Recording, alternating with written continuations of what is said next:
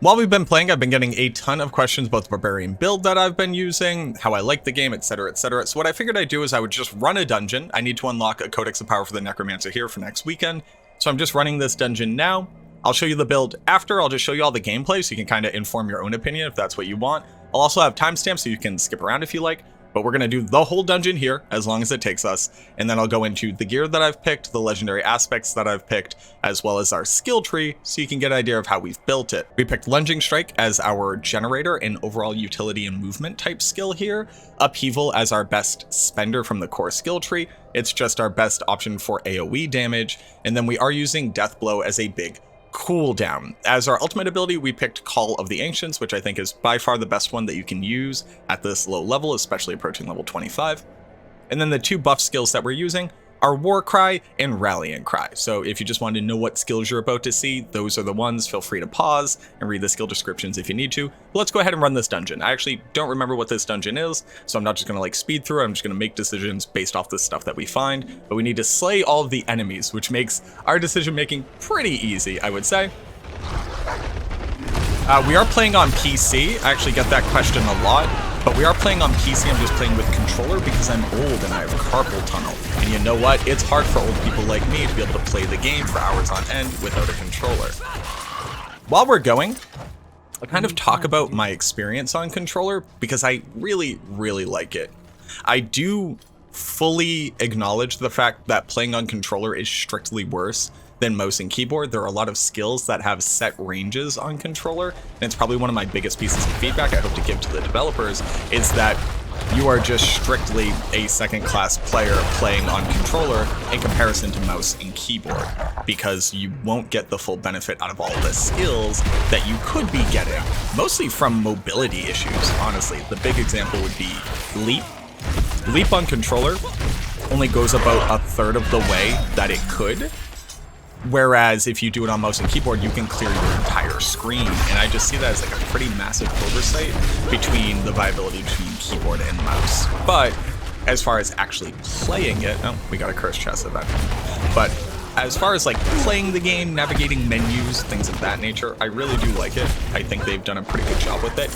It's a bit stiff, don't get me wrong. Again, mouse and keyboard is strictly more efficient. But I definitely think that they've incorporated all the core functionality that they would need to for this to feel good. I'll just go back and get stuck real quick.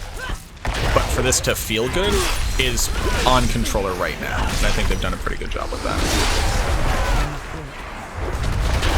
I like to kind of fight in an area for a little while before I try to just use Deathblow to full clear stuff, because I don't necessarily know exactly how much damage monsters take and whether or not I'm going to be successful in being able to just perma-spam Deathblow. But once you kind of get a sense of it, I know these shambling corpses will just die, so I can use them to kind of levy more Deathblows against this elite monster, because it's going to keep resetting because I'm killing the other monsters in the area around him. That's one of the slightly higher level plays that you can do with this skill that I think really helps to kind of make it a very unique ability to build around, and just for speed clearing in general.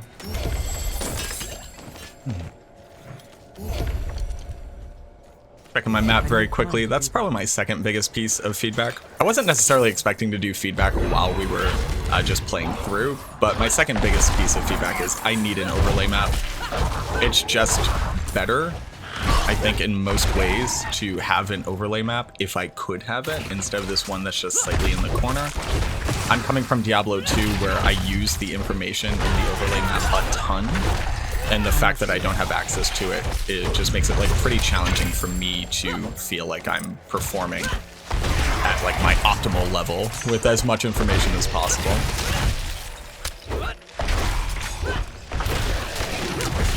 These corpse bows are actually no joke.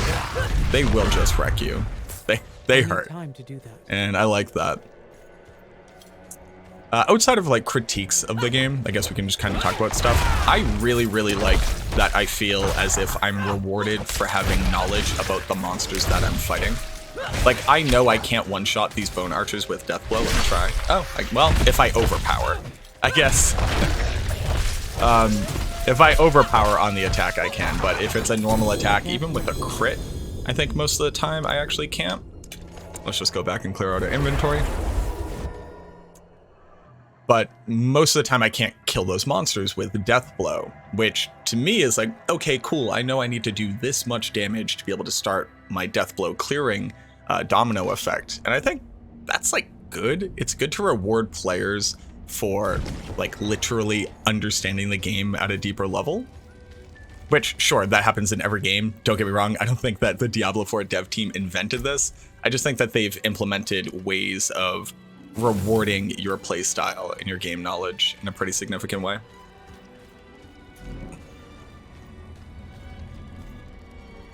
I can't wait to be playing an optimized version of the game. Here we go. I guess I can touch on this now that we've just kind of had that example, right? People are saying that there are too many items. And I would say I'm a trash baby and I pick up every single item, even magic items, which at this point, like, I would never be equipping a magic item. I'm already at max level. But to that point, I definitely think that it's kind of interesting. Do I want more items to drop or less items to drop? I guess if the items could be more consequential when they dropped, I would be okay with less of them. But personally, coming from Diablo 2, where the whole game is just item drop simulator, and you just pick up the ones that are relevant to you, I actually really like the fact that items kind of rain from the sky, because most of them are not going to be direct upgrades. Like, if I was always picking up an item that was always an upgrade, so it never really felt like I was making item decisions, sure. But what I do is I just kind of check in on everything, see the rare items that I have, determine if their bases are better with the affixes that they've rolled from what I currently have, and if they are, I look into whether or not I can move my legendary aspect over to them, or if I would need to go farm a new one. Or I look at them and go, oh, you know what? I'm not going to be able to make this one work, even if it might be like a side upgrade. I prefer these other stats, and I just go ahead and salvage them. But I definitely agree that, at least for magic items, which ultimately just will not have a use as they stand right now, they're just... there's no reason for them to drop if they're going to be useless after, like, level 5.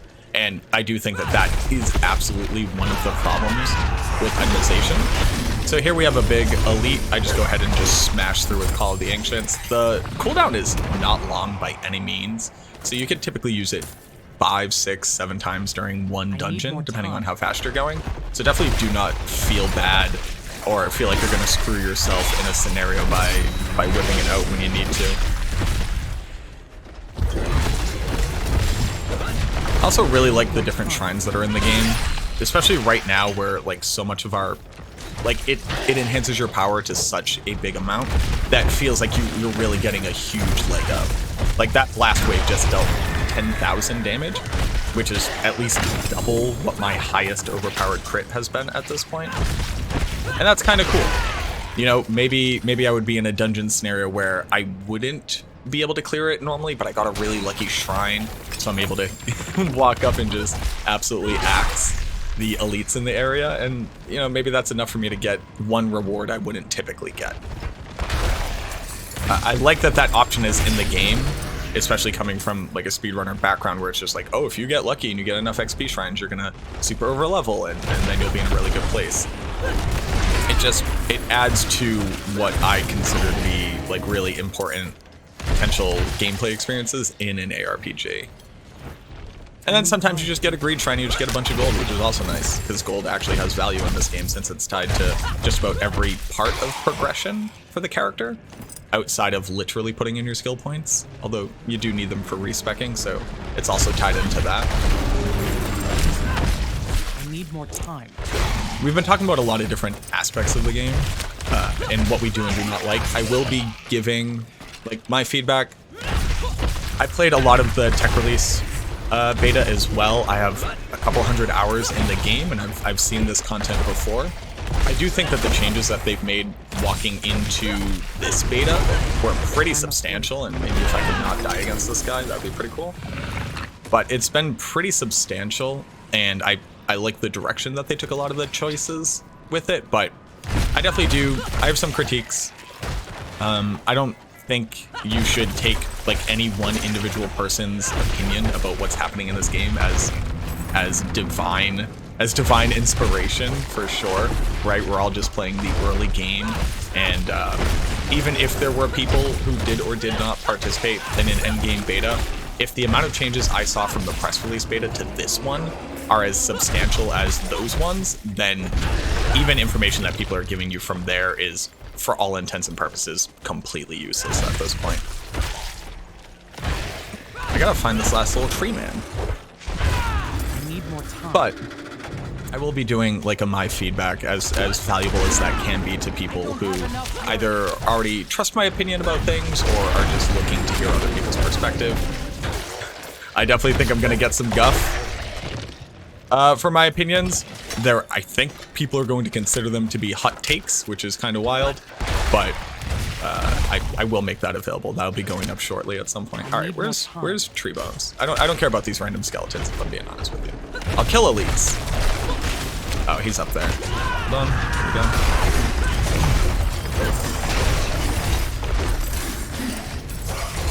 Elites, a lot like in Diablo 2. They are just more valuable because they will always drop items of magic quality or higher. So while you can just kill random monsters, and I've gotten like random legendary pieces from monsters I've just happened to kill as I was walking around, prioritizing valuable monsters over invaluable monsters is probably going to be a great way for you to save time here.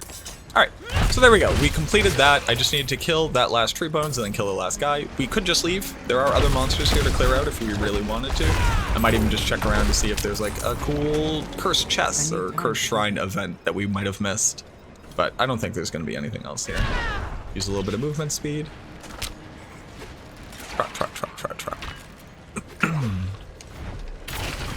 Nah, this is just going to circle up. Alright, let's clear out just so I can go back to town. Yeah, I've really enjoyed playing on controller. I developed like repetitive stress injury from my time pushing World First 99 and Project Diablo 2 when that game first launched, and I just legitimately... Oh, no, look at this, yeah! We were gonna miss out on this chest event if we didn't stick around. Cool. Resplendent Guardian. Alright, bud. Hey, if you could just die real quick, that would be pretty radical. My bags are full. But like to hear, we already had cleared out our bags, and now I'm full on stuff again. I can definitely see the argument for why too many items might drop, but typically you wouldn't have all these gems in your inventory that I didn't put back yet, etc., etc. I don't know. It's a bit of a balancing act.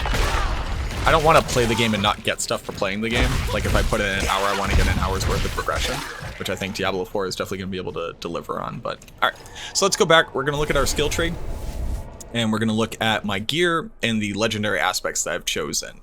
And then I'll just kind of get into a little bit why we made those choices, but it's not going to be too fairly in depth, right? We only have 25 levels, and it's basically big numbers make the game go burr.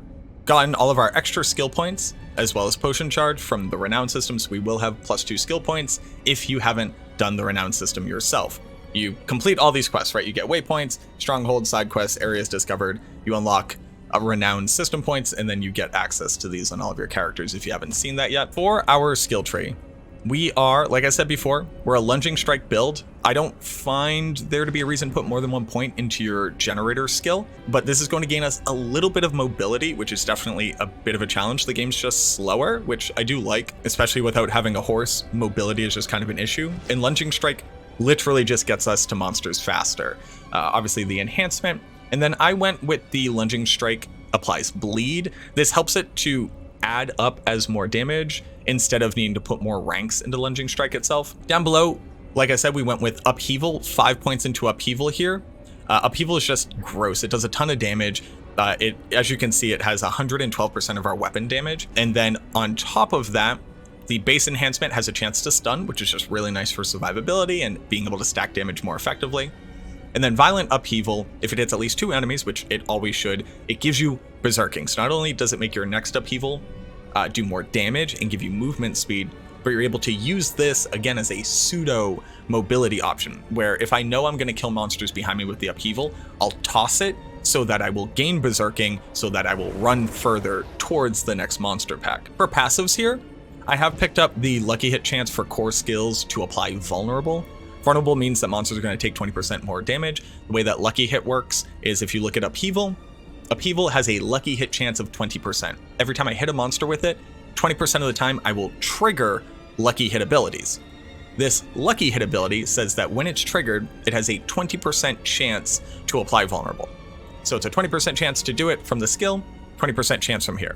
So 1/5 of 20% of the time, you will get this effect. So that comes out to be 4% of the time when I hit a monster with Upheaval, I will apply vulnerable to it. And you might go, oh, that's not a lot. And you're right, it isn't a lot. And that's why I like Lucky Hit. It's not oppressive. It really forces you to kind of make decisions about what you do and do not do. And then if I put another skill point into it, it would be 30% of the time when I Lucky Hit. Here, I just had an extra skill point. So I figured basic skills generating more fury when using two-handed weapons, which I am, would be nice. We'll go into my gear and why that's more important, but this is just a nice little added benefit. So whenever I'm using my two-handed weapon on lunging strike, it would typically generate 9 fury. Here it's generating roughly 10 fury, basically. You'll see that we don't have any points in the defensive skill tree. That's actually an itemization choice. You remember from when I went over it, I am using Rallying Cry. That's because I have an amulet that gives me +1 ranks to every skill in the defensive skill tree. So I don't need to put points here because I'm just using the base Rallying Cry. Down in the brawling skills, I just picked up 1 point into War Cry. This is going to increase our damage dealt, which is just nice. It also increases the damage of our party members. The enhancement for War Cry is really important because it gives us berserking for 4 seconds. And again, we want to have berserking up as often as possible. And then the second enhancement that I take is that if I have a ton of monsters around me, which I typically want to, because I want to be hitting as many of them with Deathblow and Upheaval as possible, then my damage bonus is increased to 30%, up from the base of 15%. So it basically doubles the effectiveness. You could take Mighty War Cry, so it would grant you Fortify. Fortify is also very important. If you're somebody who's trying to survive and kill the Butcher right now in the game, which you might find in a random dungeon event, being able to stack Fortify is super important to actually be able to stand and fight him. So if you're somebody who's trying to do really hard content, trying to play on hardcore, absolutely take Mighty War Cry. I'm just going for max blitz damage because I'm just trying to power through all content to get ready for next weekend and have a lot of resources so I can play my Necromancer. In the weapon mastery tree, we're using Deathblow. Deathblow is dope. It's just such a good skill. It does so much damage. The mechanic of Deathblow is that, like I said before, if you kill a monster, it automatically resets its cooldown. And it deals damage in a small AoE around it. That's how we were able to basically chain death blows on the small minions around an elite monster. So it would kill them definitely and add a ton of damage to the boss monster, and then just keep doing that until I run out of minions. The first enhancement just means that you're going to do more damage to bosses. So while you're fighting the end of a dungeon boss or whatever, using Deathblow as often as possible, so it's always on cooldown, means that you just have a skill that deals a ton of damage to them and hopefully will be a great finisher when you get them low enough. And then the last one is, if Deathblow were to damage somebody, I gain 20 Fury, which again is just very important for maximum Upheaval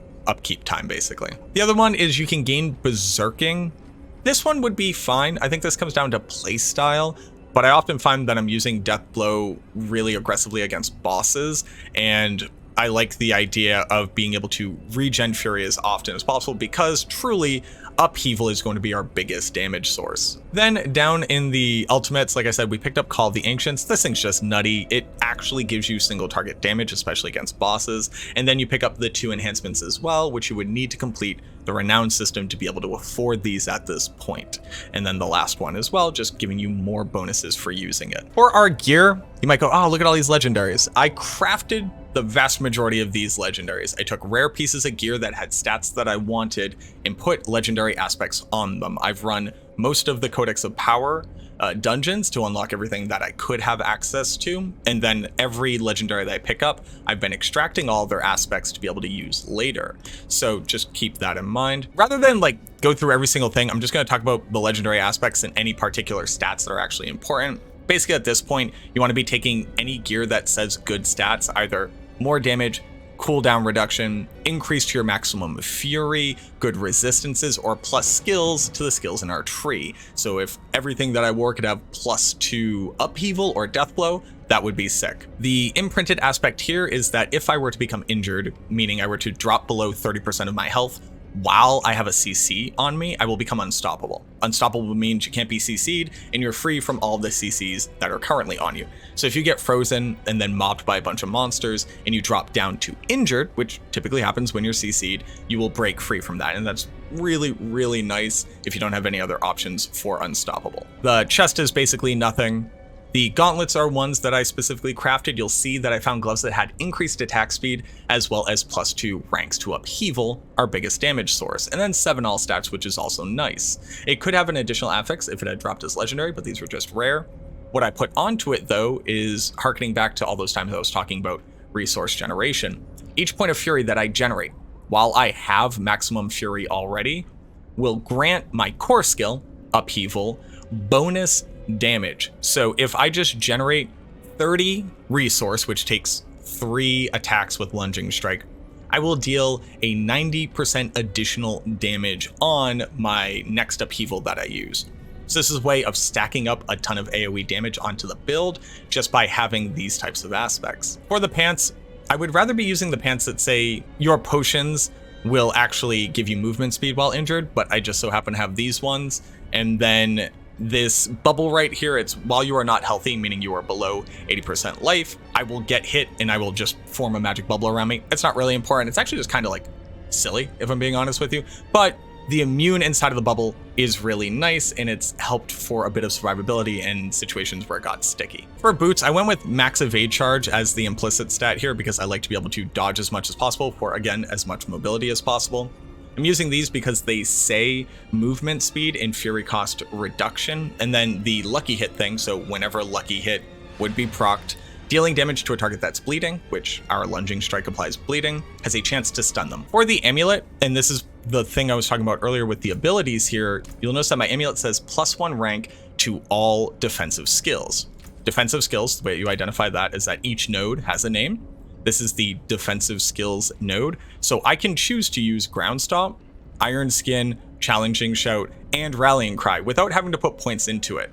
And I might go into more detail about this in my feedback video, but people saying that like there's no itemization in Diablo 4, if that's not itemization, I don't know what is. I'm specifically using an amulet that gives me access to skills that I otherwise wouldn't have, so that I can choose to skill differently to get more power out of either other passives or fully maxing out ranks on my damage abilities. This is the thing that I'm looking for in itemization, which is each individual stat on a piece of gear might drastically change how you build your character. And I'm currently building around this random legendary amulet, which in all sincerity, none of the other stats matter to me. Like the resistances is cool, but this little dust devil that does 200 damage doesn't matter at all. I am specifically using the amulet just for that one stat line right there.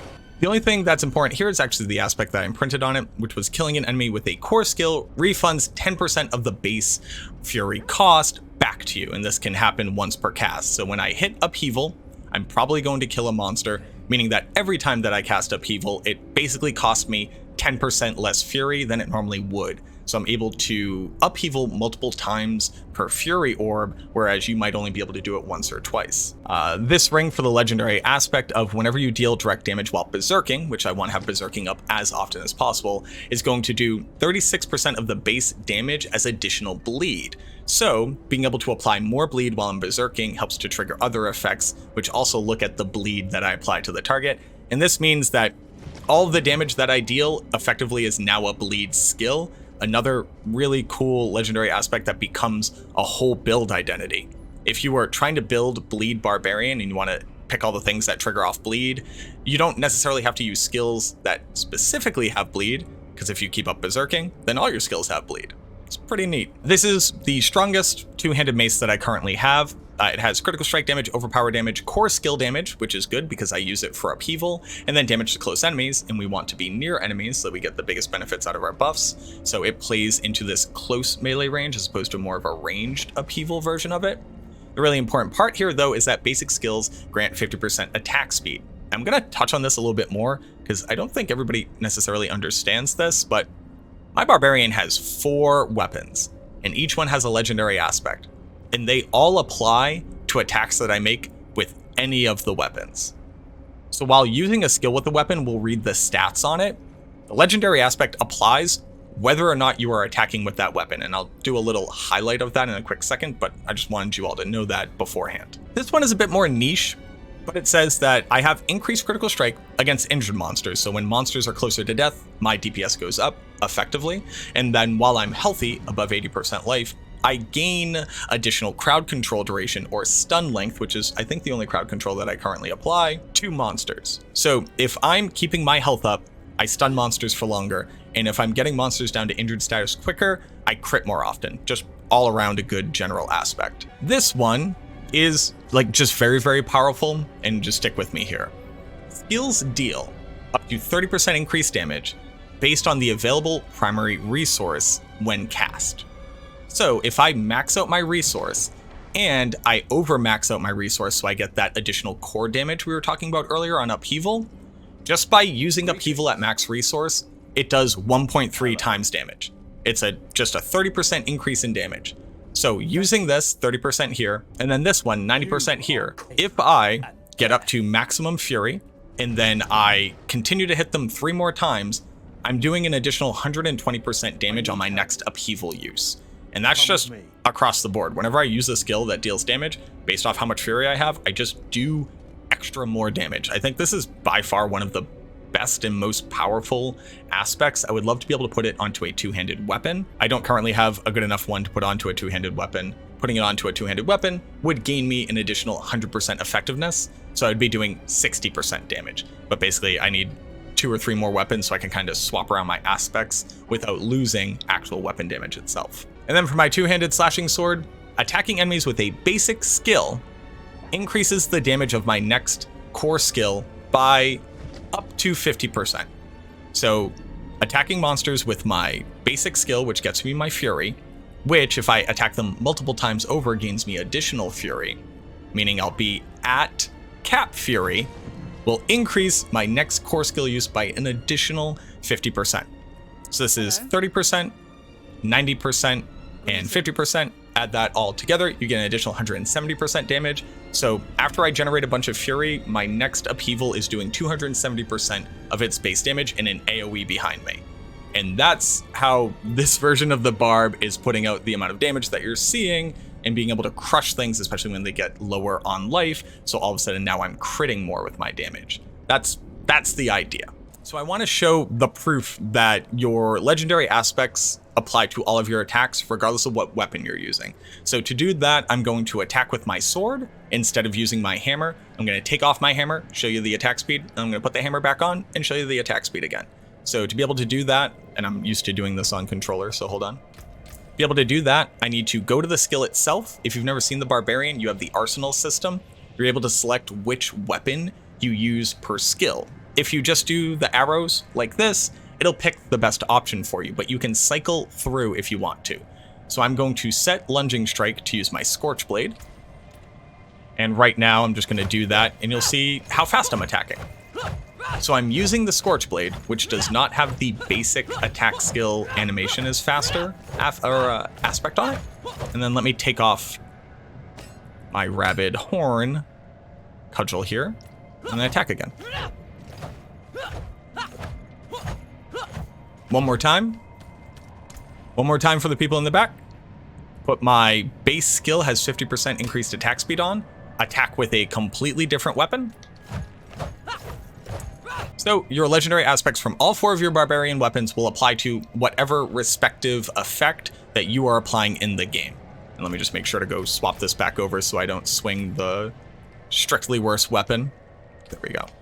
But that is a really, really important thing to understand about legendary aspects, is how they interact with each individual skill type.